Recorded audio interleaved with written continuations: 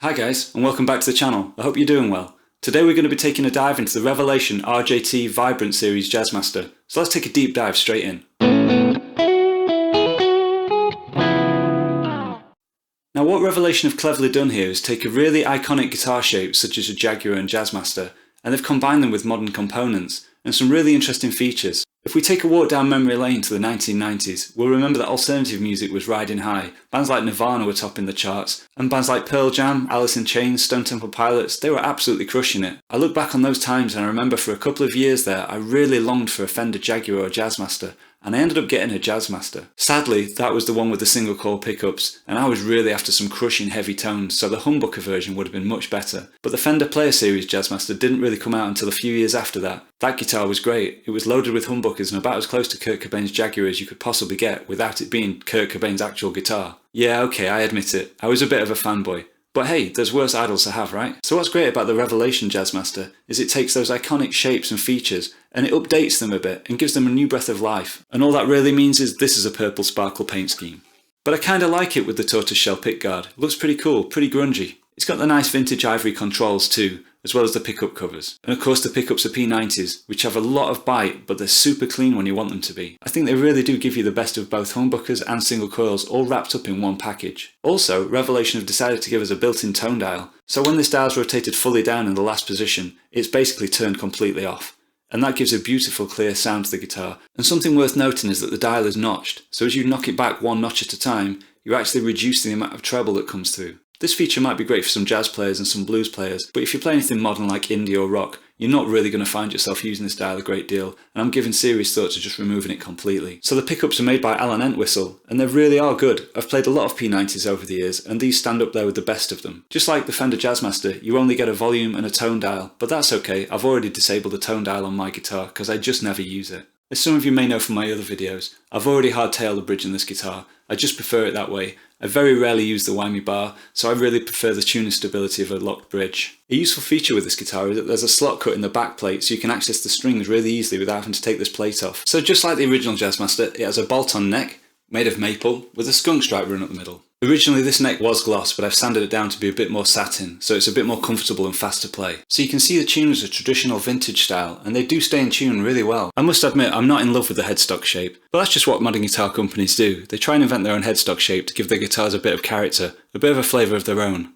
And on this guitar you get 22 medium jumbo frets, and overall they're pretty good. But I did have to take a file to a few of them, just to give them a bit more of a smoother edge. In terms of playability, it's actually not a million miles away from my Fender Telecaster Relic. Now that thing plays like butter, but this is not too far behind. So as with all my sound demos, I've written something new for you to listen to, and you'll be able to hear different tones layered on top of each other. This should give you a better understanding of what the guitar can do and how it sounds. See what you think, and I'll see you back here in a moment.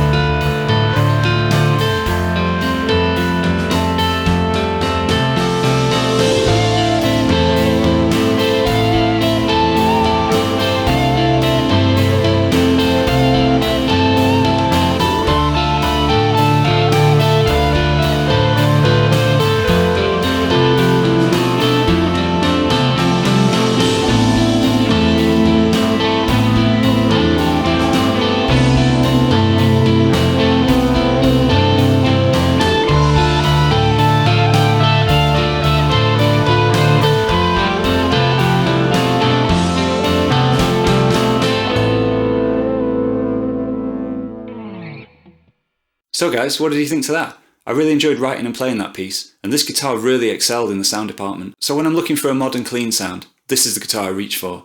It also does a lovely overdriven sound too. The P90 pickups really are crystal clean, but they do get dirty and raunchy whenever you want them to be. They're as gutsy, if not even more so, than a PAF humbucker and a hot rail pickup. So my opinion on this guitar is that it's great value for money, sure, but it's also got a great sound to it, one that competes with any other guitar, any other price range in my opinion. Everything's working great on this guitar at the moment, and I've got no issues with it, but knowing me I'll be taking it to pieces just to have a look inside and see what's going on in there. In a future video I plan to do a sound test between how it is now and how it would be once I've removed the tone bleed and switch the pots out for some CTS 250 pots. Just do an A-B back-to-back comparison playing the same thing. So if you want to see that video, let me know in the comments below and I'll bump it up the priority list. But overall, great guitar, great value for money.